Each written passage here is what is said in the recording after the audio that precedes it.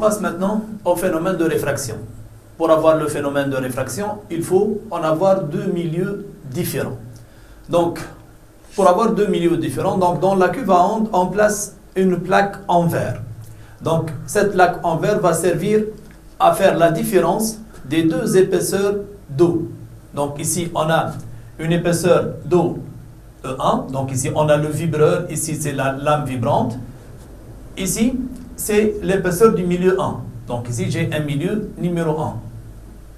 Donc, je peux noter ici. Donc, dans cette partie, ici, c'est la surface de séparation des deux milieux.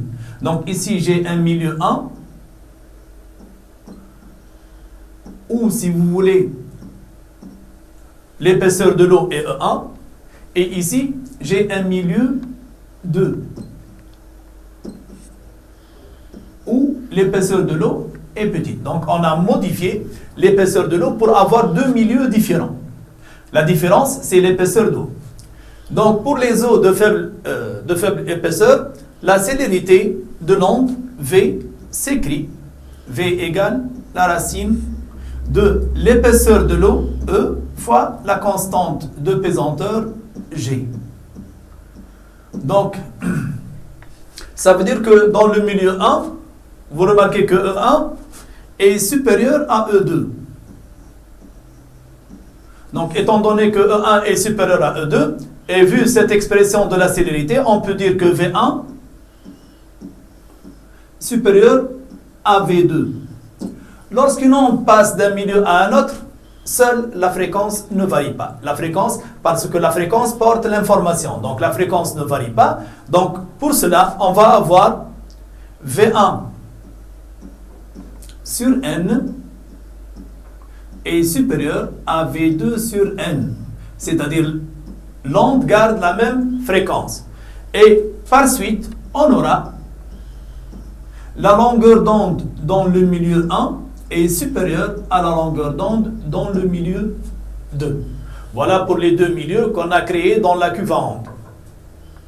Donc, premier cas de la réfraction, on va parler de la transmission. Cette vidéo illustre le phénomène de transmission. Donc, on a deux milieux différents, milieu 1 et milieu 2.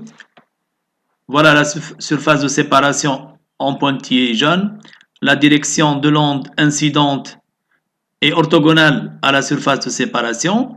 Donc, l'onde incidente et l'onde transmise ont la même direction. Donc, tout dépend de la célérité de l'onde dans chaque milieu. Maintenant, on est en train d'augmenter la célérité dans le milieu 2. Donc, la longueur d'onde lambda augmente dans le milieu 2.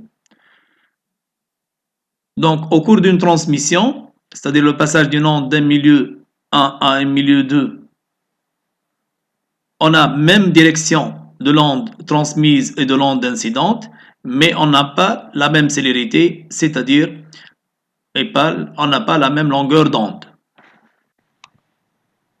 Donc, grand A, la transmission. C'est quoi la transmission? On peut avoir la transmission en passant d'un milieu propagateur à un autre, et tel que la direction de propagation soit orthogonale à la surface de séparation. Regardez ici les traits d'onde. Si je trace la direction de propagation, voilà la direction de propagation, si vous voulez, c'est la perpendiculaire. Donc, je vais essayer de vous montrer cette direction de propagation. Donc, voilà, si vous voulez, la direction de propagation. Donc, voilà la direction de propagation. Donc, je connais la direction de propagation par la perpendiculaire au trait d'onde.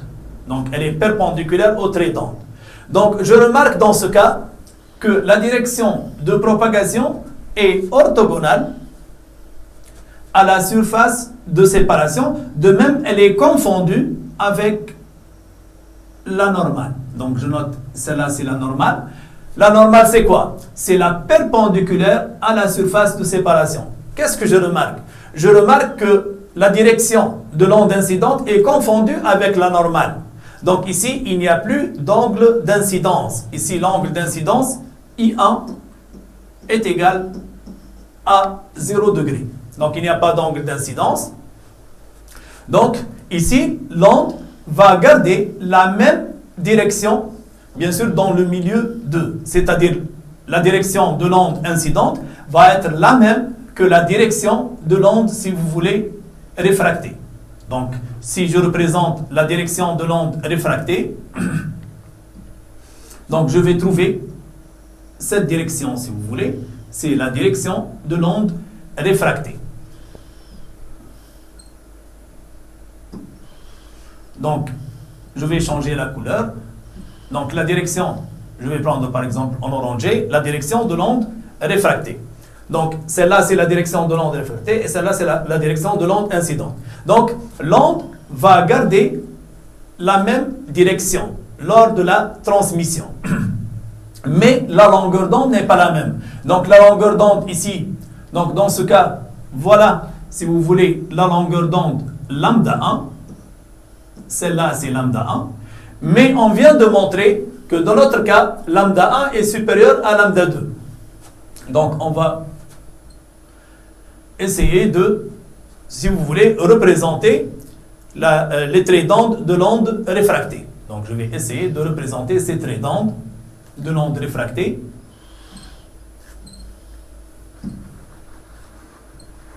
Donc, les traits d'onde de l'onde réfractée, voilà le premier. Donc, voilà, si vous voulez, le deuxième. On peut placer une règle pour tracer ces traits d'onde. Donc, on continue à tracer les traits d'onde.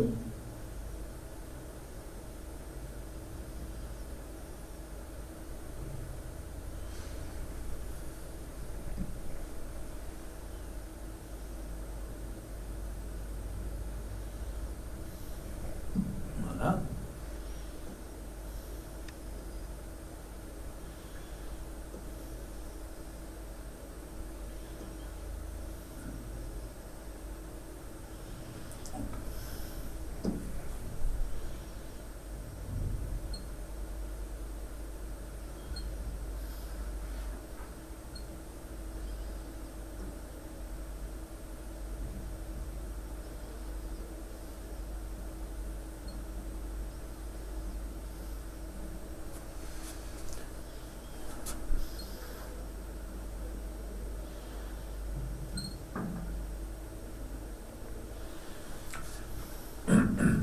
Donc, pour le milieu 2, donc pour le milieu 2, celle-là, c'est la distance lambda 2. Donc, ici, c'est lambda 2. Donc, ici, pour la transmission, donc on a la direction de l'onde incidente, elle est la même que la direction de l'onde transmise. Donc, la différence, c'est que lambda varie. Pourquoi? Parce qu'on est passé d'un milieu 1 à un milieu 2. Donc, en passant d'un milieu à un autre milieu différent, c'est la célérité qui change. La fréquence ne varie pas, d'où la longueur d'onde varie. Donc, voilà le phénomène de transmission.